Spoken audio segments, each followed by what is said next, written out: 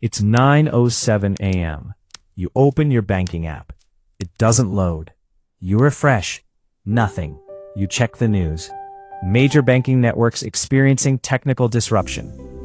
By 11:30 a.m., ATMs stop working. By 1 p.m., card payments fail. By sunset, every major bank in the country is offline. No withdrawals, no transfers, no balances. So here's the uncomfortable question. If all banks shut down tomorrow, where does your money actually go? Because the answer isn't nowhere. And it definitely isn't waiting safely in a vault with your name on it. Right now, most people believe something simple. They think their money sits in a bank account, protected, stored, sleeping quietly. But that's not how modern banking works. Not even close. Your bank account is not a storage box. It's a ledger entry, a number on a screen that says the bank owes you money. That word matters. Owes. When you deposit $1,000 into a bank, you are not storing money there. You are lending it to the bank. Legally, that money becomes the bank's asset. You become a creditor, and that's where the story starts to get interesting. Let's slow this down. Imagine 1,000 people each deposit $10,000. That's 10 million. Most people assume the bank keeps that 10 million in a vault. It doesn't. Under modern fractional reserve banking, the bank only keeps a small percentage in reserve. The rest, it lends out. To businesses, to home buyers, to governments. Your deposit becomes someone else's mortgage, someone else's car loan, someone else's risk. And here's the twist. When the bank issues that loan, it doesn't transfer existing money. It creates new money, digitally, out of accounting entries. This is how most money in the economy is born, not printed by governments, created by commercial banks when they issue loans. So when banks shut down, we're not just talking about buildings closing. We're talking about the system that creates, distributes, and moves most of the world's money freezing in place. Now let's go back to the shutdown scenario. Day 1. Panic. People rush to withdraw cash. But cash is only a small fraction of total money in circulation.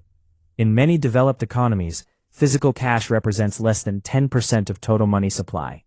The rest exists digitally, inside banks, inside balance sheets. If the banking network freezes, digital money effectively stops moving. Clear. Businesses can't pay suppliers. Rent payments fail. Stock markets halt.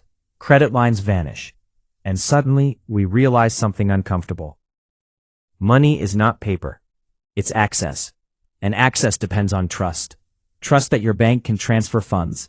Trust that another bank will accept them. Trust that the system will reconcile balances at the end of the day. When banks shut down, trust cracks. Now here's the part nobody likes to think about. What happens to your balance? Technically, your claim on the bank still exists. But if the bank is insolvent, meaning its loans have gone bad and its assets are worth less than its liabilities, then your claim competes with everyone else's. Remember, you're a creditor, not an owner. If a bank collapses, there's a legal order of who gets paid first.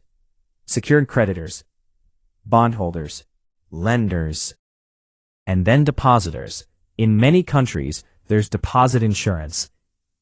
In the United States, for example, the FDIC insures deposits up to a certain limit. But insurance only works if the failure is isolated. Maybe two. If the entire banking system shuts down simultaneously. Insurance funds are tiny compared to total deposits. They rely on government backing, which means in extreme scenarios, the central bank steps in. And how does a central bank stabilize a collapsing banking system? It creates liquidity. In plain English, it creates money. This is the irony.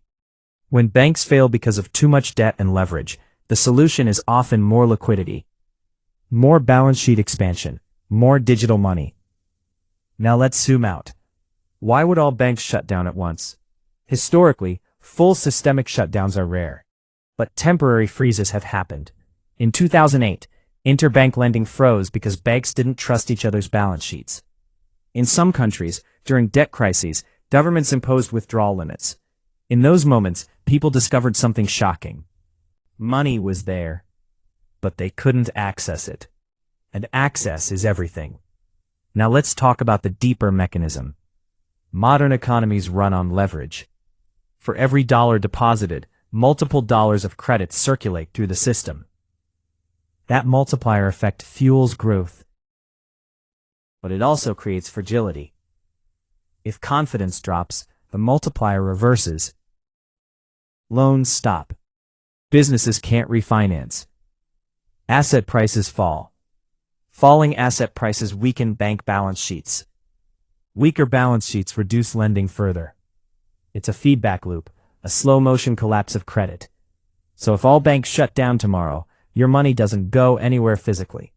It remains as digital claims inside frozen ledgers. But economically, its function disappears. You can't transact. You can't settle debts. You can't convert digits into goods. Numbers. And here's the uncomfortable math. In most countries, total bank deposits are many times larger than the physical cash available. If everyone demanded cash at once, the system couldn't provide it. Not because it's corrupt, but because it's structurally impossible. Banking is built on the assumption that not everyone withdraws at the same time. It's a confidence game, not in the sense of fraud, but in the sense that trust sustains it.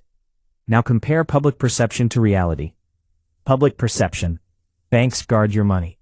Reality: banks transform your money into loans. Public perception: your balance is stored. Reality: your balance is a liability on someone else's spreadsheet. Public perception: cash equals safety. Reality: cash represents a tiny slice of the total system. And yet, despite all this, banking systems don't collapse every week. Deeply interconnected with governments. Central banks act as lenders of last resort. They provide emergency funding. They backstop payment systems. They coordinate with treasury departments. In extreme cases, governments can guarantee deposits, freeze withdrawals, recapitalize banks, or even nationalize them. So if all banks shut down tomorrow, the most likely outcome isn't permanent disappearance of your money.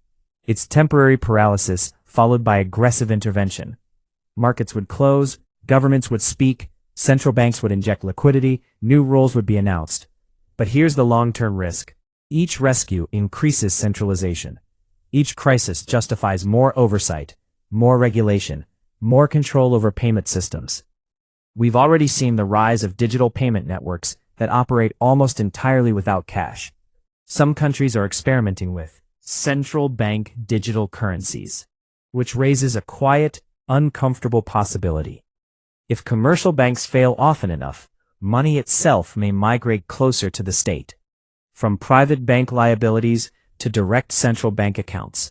That would fundamentally change the power structure of finance. Right now, money creation is largely decentralized through commercial banks issuing loans. In a fully centralized model, the state controls not just interest rates, but potentially every transaction. So when we ask, where does your money go if banks shut down? We're really asking a deeper question. Who controls the ledger? Because in the digital age, money isn't metal. It isn't paper. It's entries in a database. And whoever controls that database controls the flow of the economy. The shutdown scenario exposes something most people never think about. Your wealth depends less on possession and more on infrastructure. Less on ownership and more on network stability. If that network freezes, wealth becomes temporarily theoretical. Numbers without utility. And yet, every morning, billions of people wake up and trust the system implicitly. They swipe cards, they transfer funds, they assume the ledger will update. Most days, it does. But the entire structure rests on confidence layered over leverage, supported by institutions that promise stability in exchange for increasing influence. So maybe the more precise question isn't where your money goes. Maybe it's this. If the system that defines money can pause, freeze, or be rewritten, was it ever really yours in the first place?